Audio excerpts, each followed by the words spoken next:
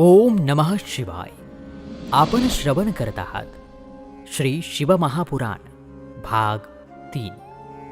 मागील भागामध्ये आपण पहिल्या संहितेतील 1 ते 10 अध्यायांपर्यंत कथाभाग पाहिला.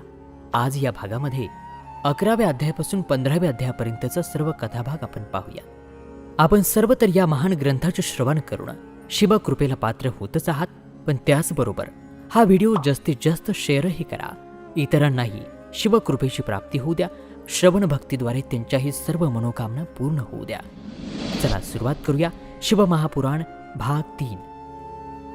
ऋषीवर्यांनी सूतजी महाराजांना प्रश्न केला, हे सूतजी महाराज, शिवलिंगाची स्थापना कशी करावी आणि त्याची पूजा कशी करावी, कोणत्या वेळी करावी आणि कोणत्या सामग्रीने करावी, ही सर्व माहिती आपण सांगावी. तेव्हा सूतजी म्हणाले, महर्षी, मी तुमच्यासाठी आता या विषयीचे सविस्तर वर्णन करतो. काळजीपूर्वक ऐका आणि समजावून घ्या. शुभ मुहूर्तावर एखाद्या पवित्र तीर्थक्षेत्रावर नदीच्या काठावरती दररोज पूजा करता येईल अशा ठिकाणी शिवलिंगाची स्थापना करावी.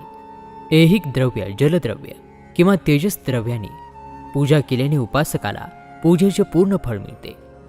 प्रतिष्ठापनेसाठी छोटे शिवलिंग सर्वोत्तम मानले जाते. मोठे शिवलिंग कायम प्रतिष्ठेसाठी चांगले आहे. असे शिवलिंग फार फलदायी आहे. प्रथम शिवलिंग माती किंवा लोखंडापासून बनवावे. शिवलिंग ज्या सामग्रीपासून बनवले जाते त्याच सामग्रीने त्याची पाठ बनवावी. अखंड स्थिती असलेल्या शिवलिंगाचे हे वैशिष्ट्य आहे. जंगम प्रतिष्ठा असलेल्या शिवलिंगामध्ये लिंग आणि प्रतिष्ठा एकाच तत्वापासून बनवावी. लिंगाची लांबी स्थापना करणाऱ्या व्यक्तींच्या 12 बोटांइतकी असावी. यापेक्षा कमी असल्यास त्याला फळही कमीच मिळते, पण लांबी 12 बोटांपेक्षा जास्त असू शकते. फिरत्या लिंगाची लांबी स्थापना करणाऱ्याच्या एका बोटा एवढी असावी, त्यापेक्षा कमी नसावी. यजमानाने आधी शिल्पशास्त्रानुसार मंदिर बांधून त्यामध्ये सर्व देवतांच्या मूर्ती बसवाव्या. मंदिराचे गर्भगृह सुंदर, मजबूत आणि स्वच्छ असावे. त्याला पूर्व आणि पश्चिमेला 2 मुख्य दरवाजे असावेत.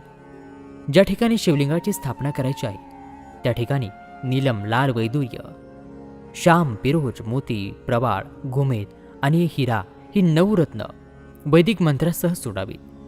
5 ठिकाणी 5 वैदिक मंत्रांचे पूजन करून अग्नीमध्ये आहुती द्यावी आणि सर्व कुटुंबासह शिवलिंगाची पूजा करून आचार्यांना द्रव्य आणि बंधू भगिनींना जे पाहिजे ते दान देऊन संतुष्ट करावे. याचकाला सुवर्ण, गृह, जमीन आणि गहू इत्यादी दान करावे. वैदिक मंत्रांचा जप करून सर्व प्राणीमात्रांना तृप्त केल्यानंतर एका खड्ड्यामध्ये सोन्याने आणि 9 प्रकारच्या रत्नांनी भरून तेथे परम परोपकारी महादेवांचे ध्यान करून त्यानंतर महामंत्र ओंकाराचा नादघोषाने उच्चार करून त्या खड्ड्यामध्ये शिवलिंगाची स्थापना करावी. अतिशय देखण्या मूर्तीचा तेथे स्थापना करावी आणि ज्या पद्धतीने शिवलिंगासाठी भूमिसंस्कार करण्यात आले आहेत त्याच पद्धतीने मूर्तीचाही सन्मान केला पाहिजे. मूर्तीची स्थापना म्हणजे पंचाक्षर मंत्राने प्रतिष्ठापना करावी. मूर्ती बाहेरूनही घेता येते, पण त्याची पूजा ऋषीमुनींनी केलेली पाहिजे. अशा प्रकारे मूर्तीची महादेवांची पूजा केल्याने शिवपद प्राप्त होते. स्थावर आणि जंगमापासून लिंग देखील 2 प्रकारचे बनले आहे. वृक्ष, लता इत्यादींना स्थावर लिंग आणि कीटककृमी इत्यादींना जंगम लिंग म्हणतात. स्थिर लिंगाला पाण्याने सिंचन करावे आणि जंगम लिंगाला अन्न देऊन तृप्त करावे. अशा प्रकारे महालिंगाची स्थापना करा. दररोज विविध उपायांनी त्यांची पूजा करा आणि मंदिराजवळ ध्वजस्थापना करा. शिवलिंग म्हणजे शिवाचा दर्जा देणारी व्यक्ती. आमंत्रण, आसन, अर्ध्य, पाद्य, पद्यांग, आचमन, स्नान, वस्त्र, यज्ञोपवीत, गंध, फुले, धूप, दीप, नैवेद्य, तांबूल, समर्पण, निरंजन, नमस्कार आणि विसर्जन हे 16 संस्कार महत्त्वाचे आहेत. यांच्याद्वारे शिवाचे पूजन करावे. अशा प्रकारे केल्या जाणाऱ्या शिवाची उपासना केल्याने शिवपदाचा दर्जा प्राप्त होतो. सर्व शिवलिंगाच्या स्थापनेनंतर मग ती मानवाने, ऋषींनी किंवा देवतांनी स्थापना केलेली असोत किंवा स्वतः प्रगटलेली असोत, सर्वांची उपरोक्त पद्धतीनेच पूजा करावी, तरच त्या व्यक्तीला योग्य फळ मिळते. शिवलिंगाचे नियमित दर्शन करणे हे देखील खूप फायदेशीर आहे. माती, मैदा, शेण, फुले, फळे, गूळ, लोणी, भस्म किंवा अन्नाने शिवलिंग बनवावे आणि त्याची रोज पूजा करावी आणि रोज 10,000 प्रणव मंत्राचा जप करावा किंवा दोन्ही संध्याकाळी 1000 प्रणव मंत्राचा जप करावा. यातूनही शिवकृपेची प्राप्ती होते. जप करताना प्रणव मंत्राचा जप केल्याने मन शुद्ध होते. नाद आणि बिंदू यांचा समावेश असलेल्या ओंकाराला काही विद्वान सामान प्रणव म्हणतात. दररोज 10,000 पंचाक्षरी मंत्राचा जप किंवा दोन्ही सकाळ संध्याकाळ 1,000 मंत्राचा जप केल्याने शिवपदाची प्राप्ती होते. प्रणवसह पंचाक्षर मंत्र सर्व ब्राह्मणांसाठी अत्यंत फलदायी आहे. कलशाने स्नान, मंत्राची दीक्षा, मातृकांचा विश्वास, सत्य आणि शुद्ध अंतःकरण, ब्राह्मण आणि ज्ञानी गुरु हे सर्व श्रेष्ठ मानले जातात. पंचाक्षर मंत्राचा 5 कोटी वेळा जप केल्याने मनुष्य भगवान शंकरांसारखाच बनतो. 1, 2, 3 किंवा 4 कोटी जप केल्याने मनुष्य अनुक्रमे ब्रह्मा, विष्णू, रुद्र आणि महेश्वर या पदांची प्राप्ती करतो. 5 अक्षरी मंत्राचे 1,000 जप रोज 1,000 दिवस केले आणि एका ब्राह्मणाला रोज भोजन दिले तर इच्छित कार्य सिद्धीला जाते.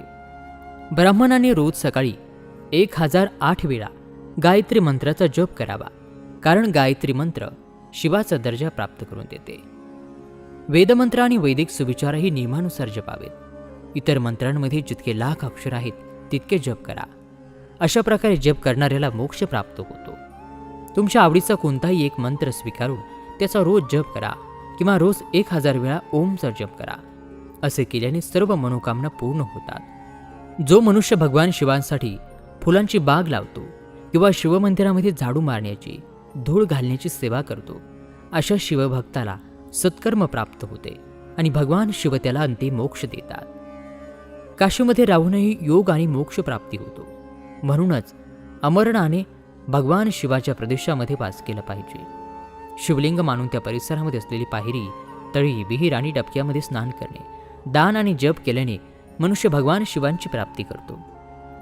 जो व्यक्ती शिवाच्या परिसरामध्ये आपल्या मृत नातेवाईकांपैकी कोणत्याही मृत नातेवाईकांचे दहे, दशह, मासिक श्राद्ध किंवा वार्षिक श्राद्ध करतो किंवा पितरांना पिंड देतो, तो त्वरित सर्व पापांपासून मुक्त होतो आणि शेवटी शिवपदाला प्राप्त होतो. प्रपंचामध्ये वर्णानुसार आचरण केल्याने आणि सद्वर्तन केल्याने शिवपदाची प्राप्त होते. दिवसाचे सकाळ, दुपार आणि संध्याकाळ असे 3 भाग असतात. त्या सर्वांनी एकाच प्रकारची कृती केली पाहिजे. दैनंदिन शास्त्र कर्मासाठी सकाळी पूजा, दुपारी सकाम कर्माची आणि संध्याकाळी शांती कर्माची पूजा करावी. त्याचप्रमाणे रात्री 4 प्रहर असतात. त्यापैकी मधल्या 2 प्रहरांना निषिद्ध काल म्हणतात. या काळामध्ये उपासना करावी, कारण या उपासनेने इच्छित फल प्राप्त होणार आहे. कलियुगामध्ये कर्मानेच फळ मिळते. अशा रीतीने आणि वेळेवर भगवान शंकरांची आराधना करणाऱ्या व्यक्तीला त्याच्या कर्माचे पूर्ण फळ त्याला मिळते. ऋषीवरी म्हणाले, हे सूतजी महाराज, असे पुण्यक्षेत्र कोणते आहेत? कोणाचा आश्रय घेऊन सर्व स्त्री पुरुष शिवतत्वाला प्राप्त करू शकतात? कृपया आपण आम्हाला याविषयी माहिती द्यावी. तेव्हा सूतजी म्हणाले, हे विद्वान आणि बुद्धिमान ऋषीमुनींनो, मी आता मोक्ष देणाऱ्या शिवक्षेत्रांचे वर्णन करत आहे. पर्वत, जंगले, वनांसह या पृथ्वीचा विस्तार 50 कोटी योजनांचा आहे. भगवान शिवांच्या इच्छेने पृथ्वीने सर्वांना टिकवले आहे. भगवान शिवांनी या स्थानी विविध शिवक्षेत्रे निर्माण केली, जेणेकरून तेथील जीवांना मोक्ष मिळावा. काही प्रदेशांना देव आणि ऋषींनी त्यांचे निवासस्थान बनवले, त्यामुळे त्यांच्यामध्ये तीर्थरूप प्रकट झाले. अनेक तीर्थक्षेत्रे आहेत जी स्वतः प्रकट झाली आहेत.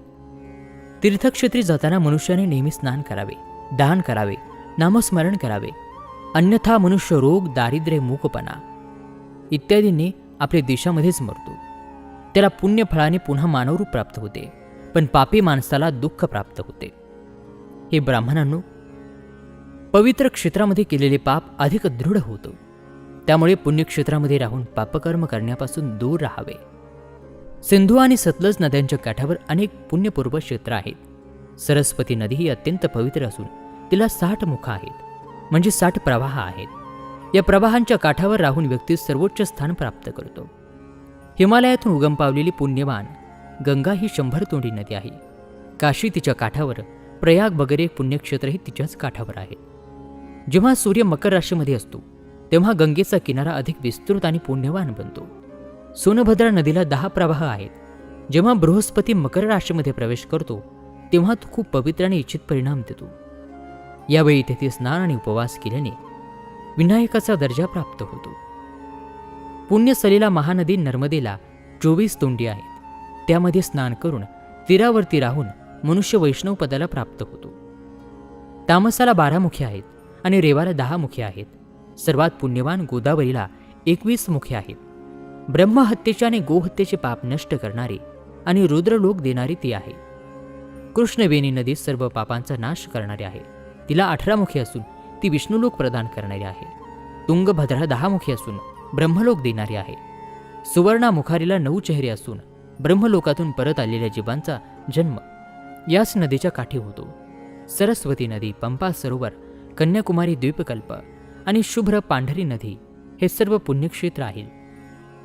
तिच्या तीरावरती राहून इंद्रलोक प्राप्त होतो. महानदी कावेरी सर्वात पुण्यवान आहे. तिला 27 मुखे आहेत. ती सर्व इच्छित गोष्टींची दाता आहे. ब्रह्मा आणि विष्णूंचा दर्जा देणाऱ्या या नद्या आहेत. क्षैव क्षेत्रांतर्गत असलेल्या या कावेरीचा तीर इच्छित फल आणि शिवलोक प्रदान करणारा आहे. नैमिषारण्य आणि बद्रिकाश्रमामध्ये सूर्य आणि गुरु मेष राशीमध्ये प्रवेश करतात तेव्हा स्नान आणि पूजा करून ब्रह्मलोकाची प्राप्ती होते.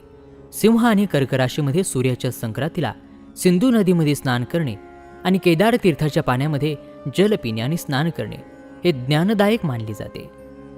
सूर्य आणि गुरु तुळ राशीमध्ये असताना कावेरीमध्ये स्नान केल्याने भगवान विष्णूंच्या वचनांचा महिमा इच्छित फल देतो. मार्गशीर्ष महिन्यामध्ये सूर्य आणि गुरु वृश्चिक राशीमध्ये प्रवेश करतात. नर्मदेमध्ये स्नान केल्याने भगवान विष्णूंच्या वचनांचा महिमा इच्छित फळ देतो. नर्मदेमध्ये स्नान केल्याने विष्णूंचा दर्जा प्राप्त होतो. सूर्य आणि गुरु धनुराशीत असताना सुवर्णमुखारी नदीमध्ये स्नान करणारे शिवलोक प्राप्त करतात. माघ महिन्यामध्ये सूर्य आणि गुरु मकर राशीमध्ये असताना गंगामध्ये स्नान केल्याने शिवलोक प्राप्त होतो. शिवलोकानंतर ब्रह्मा आणि विष्णूंच्या ठिकाणी सुख भोगल्यानंतर मनुष्याला शेवटी ज्ञान प्राप्त होते. माघ महिन्यामध्ये सूर्य कुंभ राशीमध्ये असताना फाल्गुन महिन्यामध्ये गंगेच्या तीरावर केलेले श्राद्ध, पिंडदान किंवा तिलोदक दान या दोन्ही कुळातील पूर्वजांच्या अनेक पिढ्यांचे रक्षण करणारे. गंगा आणि कावेरी नद्यांचा आश्रय घेतल्याने पाप नष्ट होते. दोन्ही कुळातील पूर्वजांच्या अनेक पिढ्यांचा तो तारणहार आहे. ताम्रपर्णी आणि वेगावती नद्या ब्रह्मलोकांच्या प्राप्तीसाठी फळ देणाऱ्या आहेत. त्यांच्या काठावरती स्वर्गीय क्षेत्रे आहेत. या नद्यांच्या मध्यभागी अनेक पुण्यक्षेत्र आहेत. तेथे राहणारी व्यक्ती इच्छित फळाचा एक भाग आहे. सदाचार आणि सद्भावनेने दया मनात ठेवून विद्वान माणसाने तीर्थक्षेत्री वास्तव्य करावे, अन्यथा त्याला फळ मिळत नाही. पवित्र प्रदेशामध्ये जीवन व्यतीत करायचा आणि तेथे राहण्याचा निर्णय घेतल्यास पूर्वीची सर्व पापे त्वरित नष्ट होतात, कारण पुण्य त्याला ऐश्वर्य म्हणतात. हे ऋषींनो, तीर्थक्षेत्रामध्ये राहून निर्माण होणारे पुण्य शारीरिक, शाब्दिक आणि मानसिक सर्व पापांचा नाश करते. तीर्थयात्रेमध्ये केलेले मानसिक पापही अनेक कल्पांसाठी त्या पाप्याला सोडत नाही. तो केवळ ध्यानाने नष्ट होतो. तोंडी पाप नामस्मरणाने नष्ट होते आणि कैक पाप शरीर कोरडे करण्यासारखे कठोर तपश्चर्येने. म्हणून सुखाची इच्छा असलेल्या मनुष्याने तीर्थस्थानी देवतांची पूजा करून ब्राह्मणांना दान देऊन पाप टाळावे. ऋषीवर्य म्हणाले, हे सूतजी, तुम्ही आम्हाला ते सद्गुण सांगा ज्यांच्या सहाय्याने विद्वान मनुष्य जग जिंकतो. स्वर्ग मिळवून देणारे धर्म आचरण आणि नरकामध्ये दुःख देणारे अधर्माचे आचरण यांचेही आपण आम्हाला वर्णन करून सांगावे. तेव्हा सूतजी म्हणाले, सदाचाराचे पालन करणारा ब्राह्मण म्हणण्याचा हक्कदार आहे. जे ब्राह्मण वेदानुसार आचरण करतात आणि वेदांचे आचरण करतात त्यांना विप्र म्हणतात. जेव्हा तो सद्गुणी, वेदाचरण आणि विद्या यांनी परिपूर्ण असतो तेव्हा त्याला द्विज म्हणतात.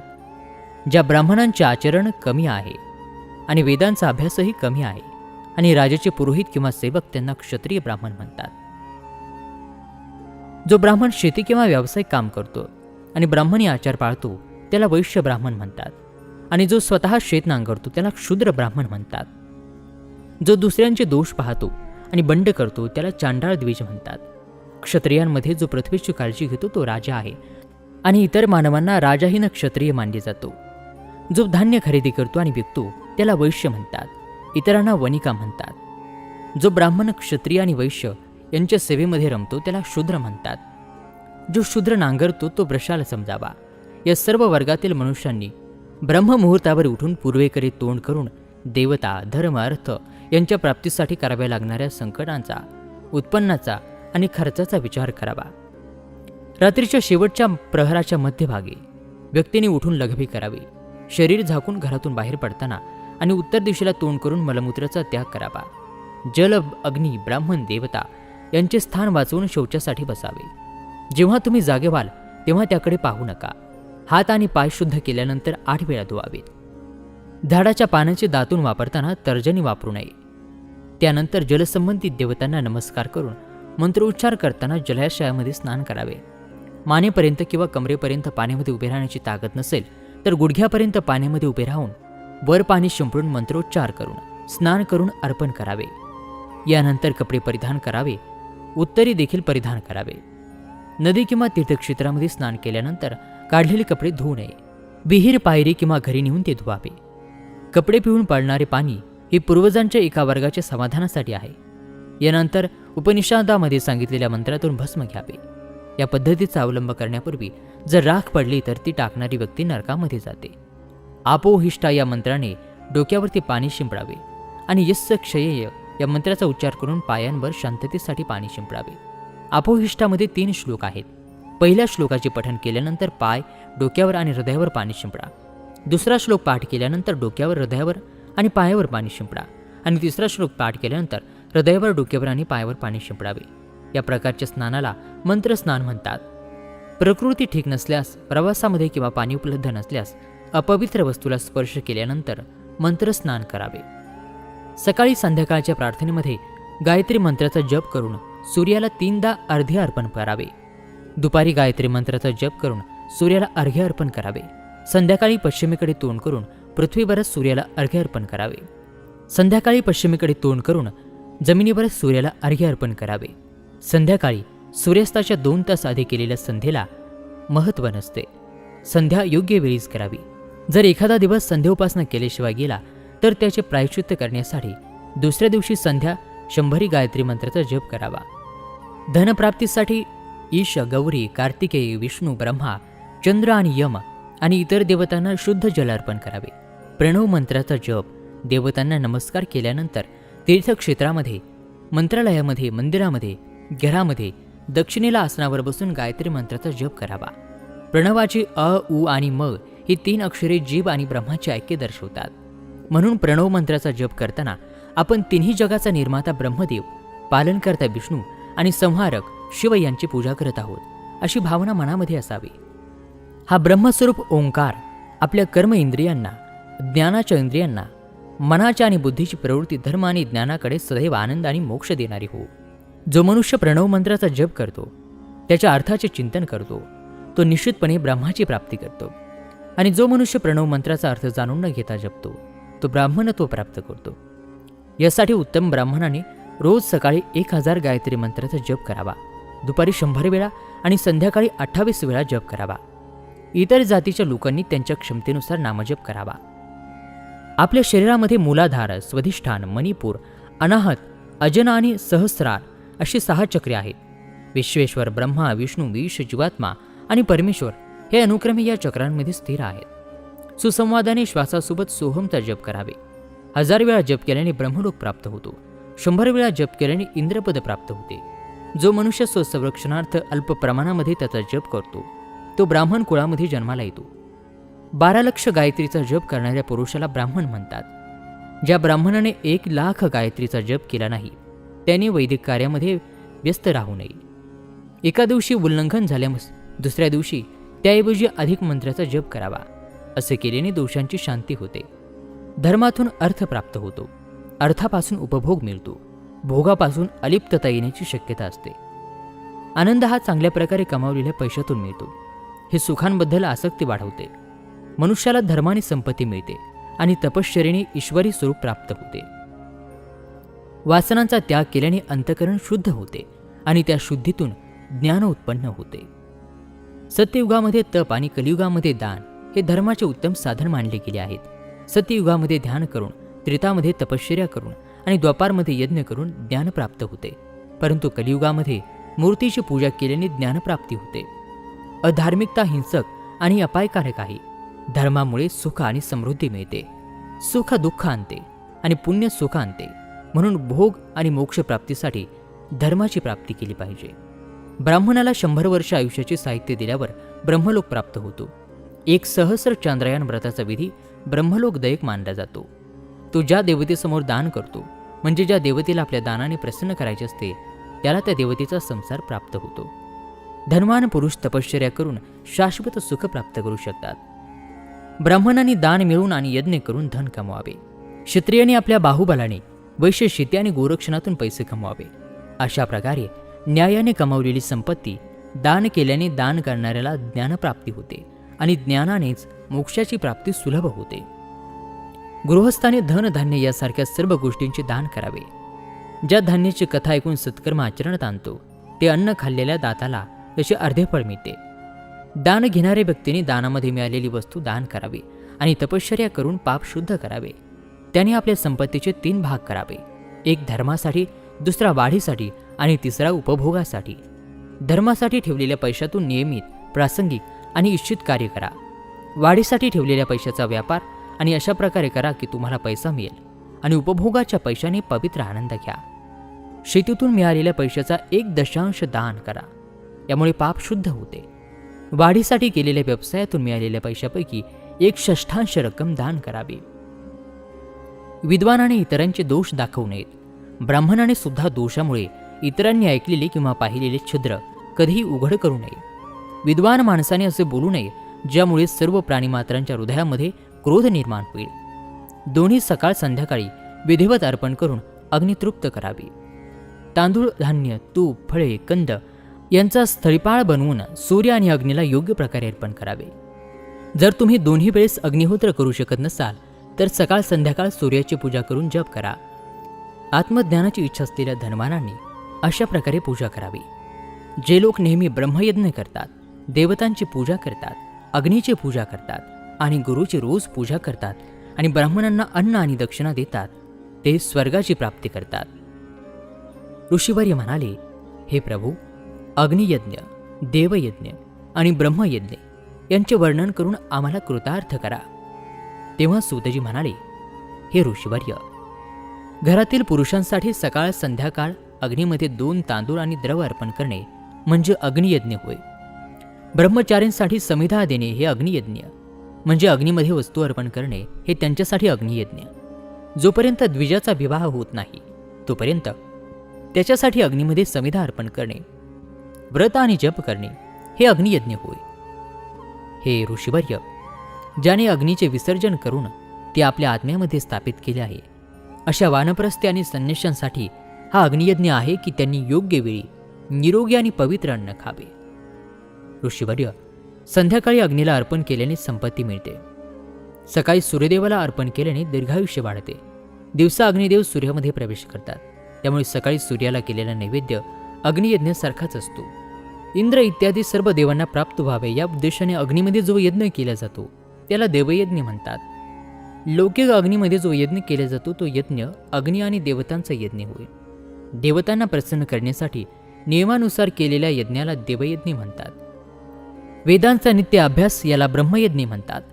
देवतांच्या समाधानासाठी मनुष्याने रोज ब्रह्मयज्ञ करावे. हे फक्त सकाळी आणि संध्याकाळी केले जाऊ शकते. अग्नीशिवाय देवयज्ञ कसा होतो ते श्रद्धेने आणि आदराने ऐका. सृष्टीच्या प्रारंभी सर्वज्ञ आणि सर्व शक्तिमान महादेव शिवजींनी सर्व जगाच्या हितासाठी युद्धाची कल्पना केली. भगवान शिव हे जगाचे रोग बरे करणारे वैद्य आहेत. सर्वप्रथम भगवान शिवांनी हल्ला केला जो आरोग्य देणारा आहे. त्यानंतर त्यांनी आपल्या मायाशक्तीचे आक्रमण केले जो मालमत्ता देणारा आहे. जन्माच्या वेळी दुर्दैवी मुलाचे संरक्षण करण्यासाठी कुमारच्या हल्ल्याची कल्पना केली गेली. आळस आणि पाप निवृत्त होऊन सर्व जगाचे कल्याण करण्याच्या इच्छेने जगाचा रक्षक भगवान विष्णूंची निर्मिती झाली. यानंतर शिवजींनी वयनिर्माता, त्रिलोकसृष्टी, परमेष्ठी, ब्रह्मदेवांची आयुष्यकारक वारपृष्टी मिळाली. तिन्ही लोकांच्या वाढीसाठी पुण्य आणि पापांच्या निर्मितीनंतर इंद्र आणि यम हे योद्धे तयार केले गेले, ज्यामुळे लोकांना शुभ फळ मिळाले.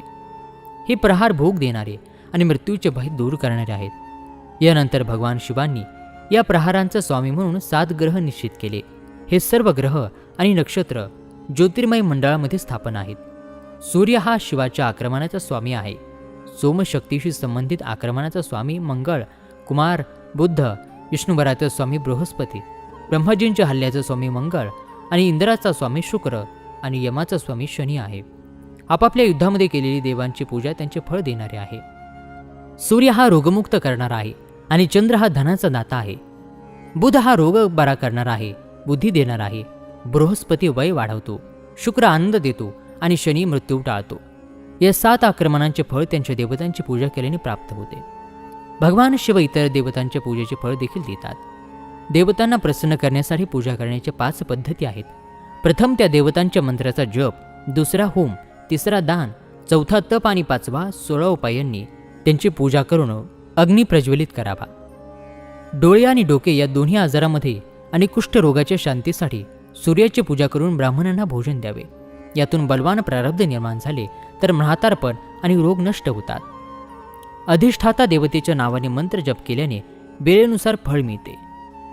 रविवारी सूर्यदेव आणि इतर देवतांना आणि इतर ब्राह्मणांना विशेष वस्तू अर्पण करावी. हे साधन विशेष फल देते आणि याद्वारे पापाची शांती मिळते. संपत्ती आणि लक्ष्मी मिळवण्यासाठी सोमवारी लक्ष्मीची पूजा करावी आणि पत्नीसह ब्राह्मणांना तुपामध्ये शिजवलेले अन्न अर्पण करावे. रोगाच्या शांतीसाठी मंगळवारी कालीची पूजा करावी. ब्राह्मणांना उडीद, मूग आणि तूर डाळ असलेले अन्न अर्पण करावे. बुधवारी दहीहंडी घालून भगवान विष्णूंची पूजा करावी. असे केल्याने पुत्र मित्राची प्राप्ती होते. ज्यांना दीर्घायुष्याची इच्छा असेल त्यांनी दर गुरुवारी देवांना वस्त्र परिधान करावीत. यज्ञोपवीत आणि तूप मिसळून खीर घालून पूजा करावी. सुख मिळवण्यासाठी शुक्रवारी एकाग्रतेने देवतांची पूजा करावी आणि ब्राह्मणांच्या तृप्तीसाठी अन्नदान करावे. महिलांच्या आनंदासाठी सुंदर कपड्यांचा कायदा करावा. शनिवार मृत्यू टाळणारा आहे, या दिवशी रुद्राची पूजा करावी. तिळाचं नैवेद्य आणि दान देऊन देवतांना संतुष्ट केल्यानंतर ब्राह्मणांना तिळ मिश्रित अन्न अर्पण करावे. पूजा केल्याने व्यक्तीला चांगले आरोग्य आणि चांगले फळ मिळते. ब्राह्मणांना तीळ मिसळून अन्न अर्पण करावे. अशा प्रकारे देवतांची पूजा केल्याने व्यक्तीला चांगले आरोग्य आणि चांगले फळ मिळते. देवतांची नियमित विशेष पूजा, स्नान, दान, जप, होम आणि ब्राह्मण तर्पण इत्यादी विशेष तिथी आणि नक्षत्र विविध देवतांच्या पूजेमध्ये त्या देवतांच्या रूपामध्ये जगदीश्वर भगवान शंकरांची पूजा केली जाते आणि सर्व लोकांना फळ देतात. देश, काळ, वर्ण, पदार्थ, श्रद्धा आणि जगानुसार त्यांची काळजी घेऊन महादेव त्यांची पूजा करणाऱ्यांना आरोग्य आणि उत्तम फल देतात. शुभ कार्याच्या प्रारंभी आणि अशुभ कार्याच्या शेवटी आणि जन्म नक्षत्राच्या आगमनाच्या वेळी गृहस्थांनी आपल्या घरामध्ये आरोग्य आणि समृद्धीसाठी सूर्यग्रहाची पूजा करावी. यावरून हे सिद्ध होते की देवतांच्या पूजेने सर्व इच्छित वस्तू मिळतात. वेदमंत्रानुसारच ही पूजा करावी. शुभ फलाची इच्छा असलेल्या लोकांनी त्यांच्या क्षमतेनुसार 7 दिवस देवतेची पूजा करावी. गरीब लोकांनी तपश्चर्या आणि उपवास इत्यादींद्वारे देवदेवतांची पूजा करावी आणि धनवानांनी धनाने. जो मनुष्य श्रद्धेने असे धर्माचे अनुष्ठान करतो तो पुण्य लोकामध्ये अनेक प्रकारची फळं भोगून या पृथ्वीवर पुन्हा जन्म घेतो. श्रीमंत लोक नेहमी आनंदासाठी वाटेमध्ये झाडे लावून लोकांसाठी सावलीची व्यवस्था करतात आणि त्यांच्यासाठी विहिरी खोदून पाण्याची व्यवस्था करतात. यथावकाश पुण्यकर्माच्या संचयाने अंतःकरण शुद्ध झाल्यास ज्ञानाची प्राप्ती होते. हे ऋषीवर्य, जो हा अध्याय ऐकतो, वाचतो, त्याला देवयज्ञाचे फळ मिळते. ऋषीवर्य म्हणाले, सर्व गोष्टींची जाणकार असलेल्या सूतजी महाराज, आता आम्हाला देश, काल आणि दान यांचे वर्णन करावे. तेव्हा सूतजी म्हणाले, तुम्ही घरी केलेली देवयज्ञ हे शुद्ध घराचे फळ देणारे आहे. गोशाळेच्या स्थानी घरी केलेल्या यज्ञाच्या देवयज्ञ 10 पट आहे, तर जलाशयाच्या किनारी गोशाळेच्या 10 पट फळ देणार आहे. जिथे तुळस आणि पिंपळाच्या झाडाची मुळे आहेत ती जागा जलाशयाच्या काठापेक्षा 10 पट महत्त्वाची आहे. त्याहीपेक्षा मंदिर महत्त्वाचे आहे. तीर्थक्षेत्राचा किनारा मंदिरापेक्षाही 10 पट महत्त्वाचा आहे. त्यापेक्षा नदीचा किनारा चांगला आहे. त्याहूनही महत्त्वाचे म्हणजे सप्तगंगेचा किनारा, ज्यामध्ये गंगा, गोदावरी, कावेरी, ताम्रपर्णी, सिंधू, शरयू आणि रेवा नद्या येतात. समुद्रकिनारी पूजा केल्याने 10 पट अधिक फळ मिळते आणि पर्वताच्या शिखरावर पूजा केल्याने 10 पट अधिक फळ मिळते. आणि सर्वात महत्त्वाचे स्थान तेच आहे जिथे मन प्रसन्न होते. सत्ययुगामध्ये यज्ञ, दान इत्यादींनी पूर्ण फळ मिळते. त्रेतायुगामध्ये 1/3, द्वापारामध्ये अर्धा आणि कलियुगामध्ये त्याहूनही कमी. पण शुद्ध मनाने केलेली पूजा फलदायी असते. हे सूर्य संक्रांतीच्या दिवशी 10 पट, तुळा आणि मेषाच्या संक्रांतीच्या 10 पट आणि चंद्रग्रहणामध्ये 10 पट अधिक फळ देते. त्यापेक्षा 10 पट जास्त फळ सूर्यग्रहणामध्ये मिळते. महापुरुषांच्या सहवासामध्ये तो काळ लाखो सूर्यग्रहणांसारखाच पवित्र असतो असे ज्ञानी लोक मानतात. तपोनिष्ठ योगी आणि ज्ञानी योगी हे उपासनेला पात्र आहेत, कारण हे पापांच्या नाशामुळे होतात. 24 लाख गायत्रीचा जप करणारा ब्राह्मणही पूजेसाठी पात्र आहे. तो पूर्ण वेळ आणि आनंद देणारा आहे. गायत्रीच्या जपाने शुद्ध झालेला ब्राह्मण पवित्र असतो. म्हणूनच दान, जप, होम आणि उपासना या सर्व कर्मांसाठी तो शुद्ध पात्र आहे. जो कोणी भुकेलेला आहे, स्त्री किंवा पुरुष, तो अन्नदानाला पात्र आहे. इच्छा असलेल्या व्यक्तीला ती वस्तू न मागता दिली तर त्या दानाचे पूर्ण फळ दात्याला मिळते. सेवकाला दिलेले दान 1/4 फल देते. एका गरीब ब्राह्मणाला दिलेले दान देणाऱ्याला या पृथ्वी तलावर 10 वर्ष भोग देणारे आहे. वेद व्यक्तीला दान दिल्यावर तो स्वर्गातील देवतांच्या वर्षांपासून 10 वर्ष दिव्य भोग देणार आहे. गुरुदक्षिणेमध्ये मिळणाऱ्या धनाला शुद्ध द्रव्य म्हणतात. त्याचे दान पूर्ण परिणाम देणारे आहे. क्षत्रियांनी शौर्याने कमावलेली संपत्ती, वैश्यांची व्यापाराने आणि शूद्रांची सेवेने मिळवलेली संपत्ती सर्वश्रेष्ठ होय. गाय, जमीन, तीळ, सोने, तूप, वस्त्र, धान्य, गूळ, चांदी, मीठ आणि मुलगी या 12 वस्तूंचे दान करावे. गोदान सर्व पाप दूर करते, सत्कर्माची पुष्टी करते. जमीन दान केल्याने परलोकामध्ये आश्रय मिळतो. तिळाचे दान केल्याने शक्ती मिळते आणि मृत्यू उठवतो. सोन्याचे दान म्हणजे वीर्य आणि तुपाचे दान म्हणजे होकारार्थी आहे. वस्त्रदान केल्याने आयुष्य वाढते. धान्यदान केल्याने अन्न आणि संपत्तीमध्ये समृद्धी येते. गुळाचे दान केल्याने गोड अन्न मिळते. चांदीचे दान केल्याने वीर्य वाढते. मीठदान केल्याने शेकडो अन्न मिळते. कोहडा किंवा कुष्मांड दान करणे शुभ मानले जाते आणि मुलीचे दान हे आयुष्यभराचे सुख असते. इंद्रियांना तृप्त करणाऱ्या श्रवण इत्यादी गोष्टी नेहमी दान कराव्यात. गुरूंच्या मुखातून वेद आणि शास्त्र स्वीकारून कर्माचे फळ निश्चितच मिळते.